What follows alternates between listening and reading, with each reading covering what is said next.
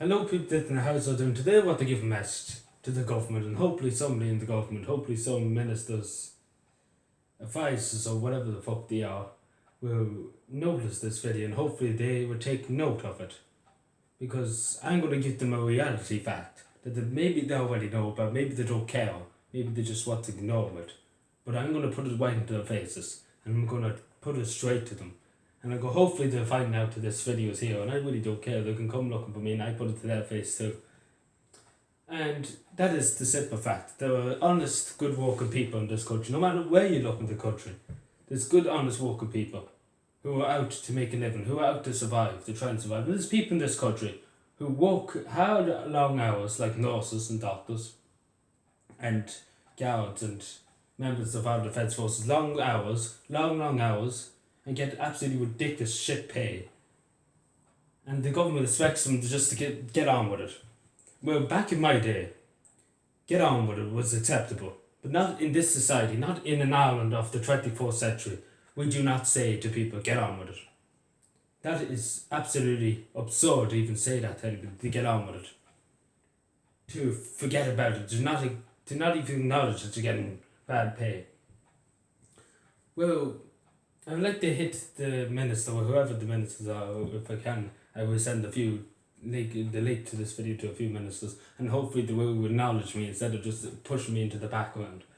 Because, as one person said, they don't care. They only care for people who are in gangland, who are bikers. They don't care for only people who are out struggling. People who are trying to make a living. People who are trying to survive. People who are trying to support their families. They don't care.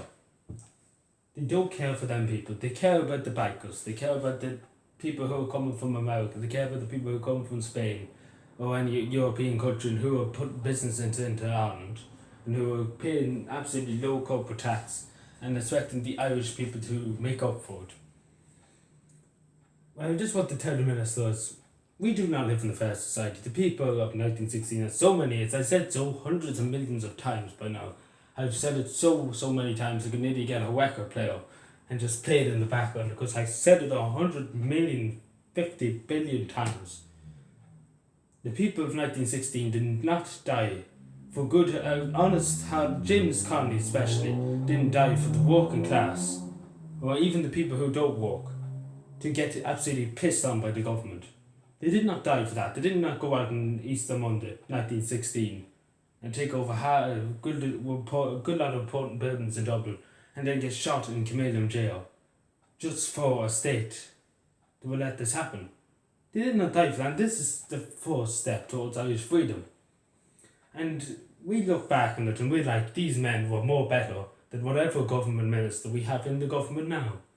And that's the straight truth. There's no government minister in the government that have the balls and have the nerve to do what they done.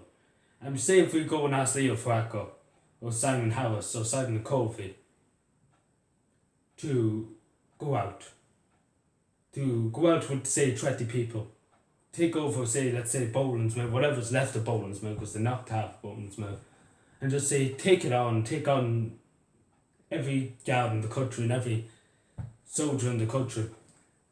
Would they do it? Would they do it if they said all the people that the army are taking control and use along with 20 other people are the ones who's going to take a stand, members of the government, let's just say that, members of Fine Gael? Would they take a stand? Would they go out and fight? No, they wouldn't go out and fight. Because the simple truth is, they lack the courage to care. Because I understand that some government ministers, I understand one or two government ministers, especially the Minister for Transport and Sports, I understand he's really desperate to get a new transport system. But it's when your hierarchies, the Taoiseach and the Taoiseach, they don't give you damn more in the government, don't give you enough resources and all that. Like, I can understand the Department of Transport, I know where Shane Watts is coming from. He even said it himself, what's a choice. And he's probably, beyond I believe him. I have more respect for Shane Watts than I do for any other minister in the government. And to say Catherine Sapone, I have nothing against her either. Because, as we all know, a good politician is a man or a woman that will not bow, no matter what. A good politician is a man who will never give up in these wars. Now I know 3 or 4 politicians around this country who are like that, who are not in the government, especially in Kerry. There's 2 politicians in Kerry, the 2 brothers, Danny and Michael Healy-Rae, and they will not back down no matter what they say, even if everybody in the country goes against them, and they say, I don't want people to use, let's just say, oil in their houses, to heat their houses. Everybody should use coal. And if everyone in the country ganged up on them, they still say, if the people of Kerry said to them, we want a motorway outside our front gate, and if everybody in the country was like, you're not getting a motorway outside your front gate, they'd be still like it. They're the type of politicians that you meet in the government. They're the type of people you meet as Taoiseach. A person that would not, no matter the first thing they say, is the last thing they're going to say, because they're never going to stop saying it until they get what they want. And that's exactly it. That's what we meet. A politician who will not back down, like Leo Varadkar could say one thing, and he even said about the meat. He even said we should try and cut down on meat. People should try and cut down on meat. And then he backed down a few days later because the farmers were getting absolutely pissed off with Fine Gael, and probably wouldn't vote for Fine Gael again because they're neglecting the farmers. And a fact there, just to put in to Fine Gael, the farmers have enough Fine Gael. That's pure and simple. They don't care for Fine Gael. They're going to Fianna Fáil. I've seen tons of farmers going to Fianna Fáil. Would I blame them? That's the question. Would I blame them? Because as I've seen the last government and governments before them, they cared more for the farmers. But now Leo Varadkar and the ministers in the government want to get away from an agricultural society and bring it into a modern industrial society, which is not going to work out well for this country. Because Ireland has always been hands down an agricultural society that is based on farming. That's what Ireland is. And no matter if we put factories in every part of the country, and like China, and just pump out smoke like fuck around the place, it's still not going to change anything. I think that's what the government are probably trying to aim for.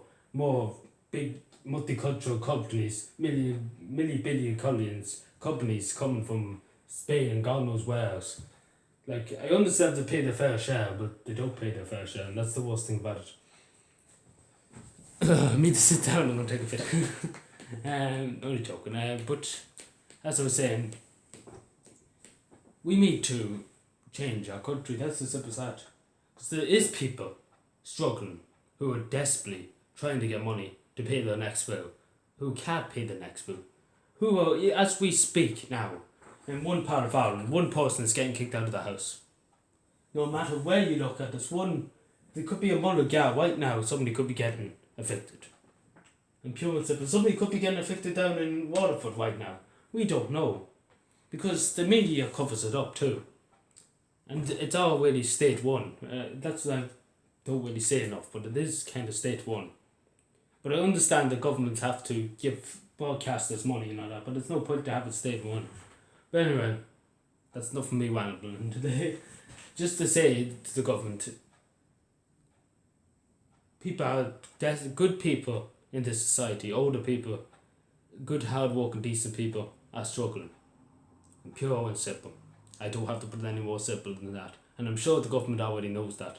Because the gangsters in Dublin, the gangsters across the whole country, drug dealers and all that, they're not struggling. Don't worry, they won't struggle an itch. They sleep well at night time. Right? People who have 3 or 4 kids, who are trying to get them into college, who are trying to get them into schools, trying to pay for their books, trying to pay for lunch, trying to make sure they're fed, are struggling to survive. And these gangsters get to swan off around the country and do what they like, because they have people bribed and all that. And the rest of that is history, but not history, but it's plain to be seen. But anyway, thank you for watching, subscribe more, and yeah, bye.